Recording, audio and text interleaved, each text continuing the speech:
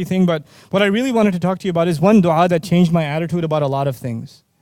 It's something that it affected me and affects, I think, a lot of people. So I travel and I meet young people and they say, Ustad, I'm studying engineering. I feel really bad. Why do you feel bad? Because I'm studying engineering. It's dunya, I'm studying dunya. Make dua that my parents don't make me study engineering so I can go study deen. Because I don't want dunya, I want deen. Somebody else can Ustad, I have a job. I feel so bad. Why do you feel bad? Because I'm an accountant. Well, okay, then you should feel bad. No, but anyway, but they'll say, because all I do is, I file the taxes for this company or do the books and this and that, and I spend 9 hours a day doing that, but I only spend 1 hour of day reading Quran, or I only spend a little bit of time in the masjid, but I spend most of my day working. I feel terrible. I'm like, what do you think farmers do? They do a lot more hours than you do. What do you think other people of other what does Allah want from us? To leave our occupations and recite Quran all day? Some people have that attitude. If I was only studying deen all day, then I would be a good person. And if I'm doing other things, then I'm not a good person. If I'm earning a living, I'm running a business, I'm going to college, then I'm not a good person. SubhanAllah, this is so off. It's so far from the view Allah the picture Allah paints in the Quran. I can't even begin to describe. Why would this book want to keep you inside a library or inside a university or inside a masjid all day and all night when this book is saying, go look at the sky. قُلْ سِيرُوا فِي الْأَرْضِ. Go travel in the land. If you want to know the tafsir of go travel in the land, it's not going to be from Ibn Kathir or Qurtubi or Ibn Ashur rahimahumullah. Where are you going to get the tafsir of go travel in the land? By going and traveling in the land. Where are you going to get the tafsir of, أَفَلَمْ يَنْظُرُوا إِلَى الطَّيْرِ فَوْقَهُمْ صَافَاتٍ وَيَقْبِضْنَا. Didn't they look at the bird above them, spreading its wings and collapsing them? It's not going to be a grammatical analysis that tells you what that ayah means. What is it going to be? You going out and watching birds spread their wings and saying, whoa. Allah wants you to experience life. Here's what He tells you in this book. You come back to this book, it pushes you out in the world. Then the world outside pushes you back into the book. Then it pushes you back in the world. You keep going between the ayat of creation and the ayat of revelation. That's the process of the Quran. So one of these ayat that is so epic is the dua of Sulaiman alayhi salam. Sulaiman alayhi salam, when prophets make dua, they make dua for akhirah, they make dua for forgiveness, yeah? They make dua for their future generations, isn't it? Listen to this dua. قَالَ رَبِّ اغْفِرْ لِي. He said, Master, forgive me. وَهَبْ لِي مُلْكًا. And give me the gift of kingdom. Give me the gift of some kind of kingdom. مُلْكًا لَا يَنْبَغِي لِأَحَدٍ مِّن بَعْدِي. That is not even appropriate for anyone who comes after me. Give me so much kingdom that it's not even appropriate for any human being that comes after me to have that kind of kingdom. Innaka antal wahhab. You are the one who continuously gives gifts. What is Sulaiman alayhi salam asking for? First thing, forgive me. Second thing, which is what shocked me, I was like, whoa, what? He asked for kingdom. Okay, that's deen or dunya, by the way, by our standards. It sounds like dunya, isn't it? And not just dunya. Don't just give me and give other people. He didn't just say that. He said what? Give me so much and give me something that is not even fitting for anybody else. Make me unique in what you give me. In where? In dunya. How in the world is this appropriate? It sounds like he's asking only for dunya. The beauty of this dua, number one, is his top priority. Ya Rab, forgive me. If you understand, Ya Rab, forgive me, then everything else about this dua will make sense. If you don't understand, Ya Rab, forgive me, you will not understand what the rest of this dua is. A human being can only do so much in this life. I'm only going to live so many years. Then I'm going to be leaving this earth, whether I like it or not. My date is done. My time is done, the angel shows up, the appointment is there, it can't be delayed. The only thing that lives after me is what? As far as my akhirah is concerned and my forgiveness is concerned, I can make astaghfirullah, astaghfirullah, astaghfirullah. I can make tawbah to Allah. I can cry before Allah. Only so many years. Only so many times. But what can help me earn Allah's forgiveness even after I die? It's called sadaqah jariyah, isn't it? Something good you leave behind. The hadith will tell us your sadaqah jariyah could be your money.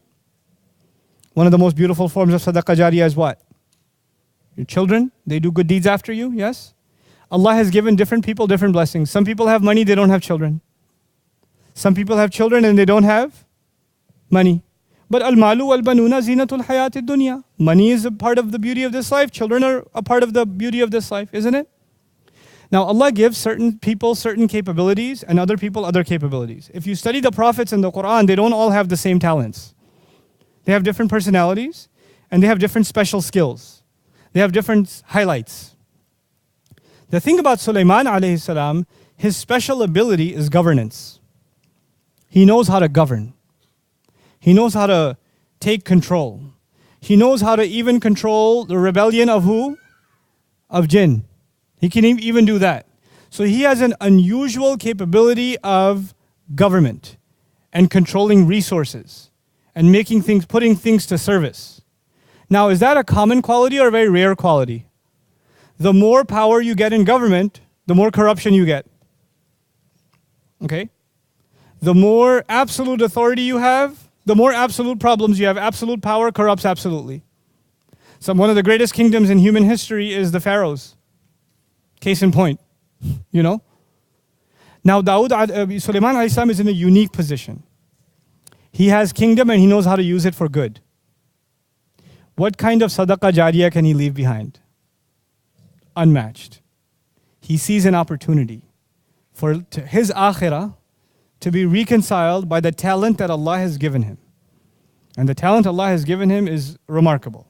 He had an incredible, incredible kingdom, an incredible control, incredible stability in his land, over human beings and over jinn. So he says, Ya Allah, expand this territory for me. Give me kingdom above and beyond this, like you will never give to anybody else after me, because I know what Allah has given me. And by the way, you should understand something else about Sulaiman alayhi salam from the Quran's perspective. Sulaiman alayhi salam is the son of who? You know? Dawud alayhi salam. You should know something special about Dawud alayhi salam. There's a hadith about Dawud alayhi salam. Adam alayhi salam was shown the names of every single human being. When we were ruh, Adam alayhi salam was introduced to all of us. He knows my name, he knows your name. وَعَلَّمَ آدَمَ الْأَسْمَاءَ كُلَّهَا ثُمَّ عَرَضَهُمْ. عَرَضَهُمْ. That's actually going back to the names of all individuals, which is amazing. Our Father knows all of us by name. It's not just we know His name, He knows our name too. And He knows our qualities too, because in Arabic, ism is also qualities. So He knows you and your personality. How many people are in front of Him? Adam alayhi salam? Unimaginable, yeah? And He picks out one of them. He says, who's that? That's your son Dawood. Give him 40 of my years. Make his life longer. Who did He pick out of all of them? You know what's amazing in the Quran? The word Khalifa only comes twice. It only comes for Adam and it comes for Dawood. That's it. It doesn't come for anybody else. Quran is answering the question that arises from that hadith. The hadith says that Adam alayhi salam did not pick Ibrahim alayhi salam, didn't pick Nuh alayhi salam, didn't pick Rasulullah sallallahu alayhi wasallam, didn't pick anybody else. He picked who? Dawood. Why? Because he sees something in him that he has in common. What is that? Allah has made Adam alayhi salam Khalifa on the earth. And Allah made Dawood alayhi salam Khalifa on the earth. Ya Dawudu inna ja'alnaka khalifatan fil ardi. Dawood alayhi salam is special. Now, Dawood alayhi salam himself is Khalifa, but who's his son? So Sulaiman alayhi salam is not just a prophet, he's also the son of a prophet, but a son of a special prophet. A prophet who was a Khalifa, a great ruler, a governor at the same time. And so his upbringing gives him knowledge of revelation, but also knowledge of how to live by that revelation, not only at the level of an individual and a family and a community, but at the level of entire governance. He's been brought up in that system. Even before, even as a child, he's been brought up in that system, right? And eventually Allah grants him prophethood. So he realizes the value of leaving a legacy behind. He's learned that from his father. And so he understands that he's going to die, but his legacy should live on. The legacy of good that he creates should live on.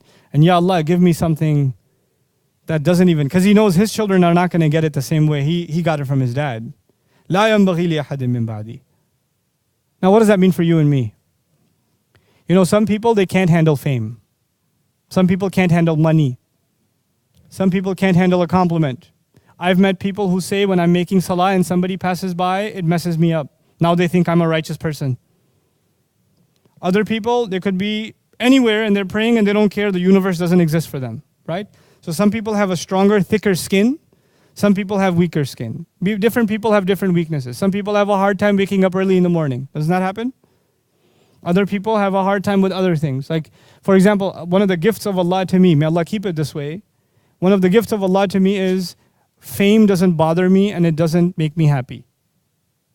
I'm not bothered by it and I'm not happy because of it. It's just something Allah gave me. I just have to use it to do something good, and that's it.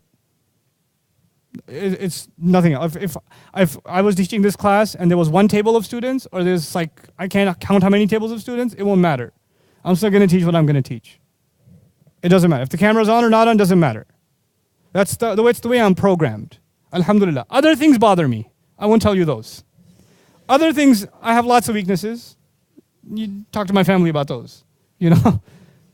But this is not, alhamdulillah, this is not one of my weaknesses. You know, I've met other people for whom this is a big weakness. It's a big problem.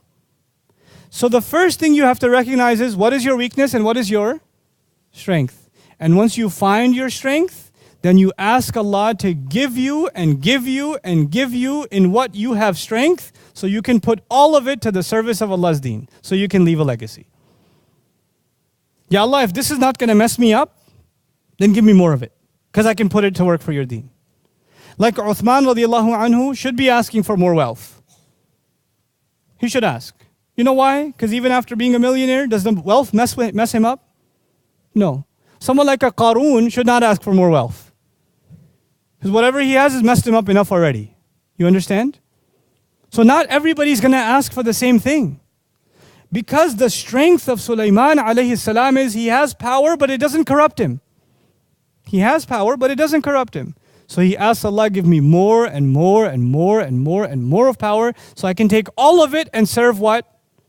Your deen. And when you ask Allah, what did Allah do for him? Look at in the next ayah. فَسَخَّرْنَا لَهُ الرِّيحَ تَجْرِي بِأَمْرِهِ رُخَاءً حَيْثُ أَصَابَ وَالشَّيَاطِينَ كُلَّ بَنَّاءٍ وَغَوَّاصٍ وَآخَرِينَ مُقَرَّنِينَ فِي الْأَصْفَادِ هَذَا عَطَاؤُنَا. I made the winds submit to him. I made shayateen do work for him. Others I made dive deep into the ocean for him and pull out its treasures. Others I put in chains in prison, the ones who wouldn't listen to him. I put them in chains for him. This is all what we give. This is what we give. Allah gave him control over winds. You can have the most technologically advanced society with the greatest military, but when a hurricane strikes, their buildings fall. They can't protect themselves from what? The wind. They can't. They can't protect themselves from the earthquake. They can't protect themselves from the flood. Isn't it? They could have billions of dollars spent in defense, and they can't protect from the wind. Allah Azza wa Jal gave Sulaiman alayhi salam, who needs a military when you have the wind? Just send a hurricane that way. Send a storm that way. Subhanallah. This is what Allah will give. So for you and me, identifying what our strength is, and then making a pledge to Allah that we will use it for the strengthening of this deen, for leaving a legacy that is longer than our own, that is perfectly normal. It's perfectly normal. That's not asking for dunya. As a matter of fact, even if you benefit from it somewhat, it's fine. Because you take from it what you need, and you give from it what will build your akhirah. Because what was the priority from the very beginning? Rabbi, ighfirli, forgive me. This is all in hopes of earning Allah's forgiveness. No matter how many good deeds I do, they're not going to be enough, so I keep doing good deeds even after I'm dead. That's what I want to do.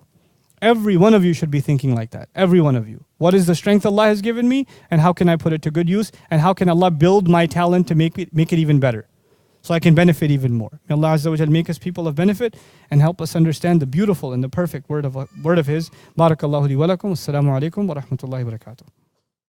Thanks for watching, guys. I hope you benefited. I'd like to encourage you to actually embark on a comprehensive journey into the Quran. I've done a video translation and explanation of the entire Quran. It's called Quran Cover to Cover. I'd like you to check it on Bayyinah TV. Just do a little bit of it every day, and before you know it, you'll have gone through the entire Quran in translation with me. Hope you can take part. Assalamu alaikum wa rahmatullah.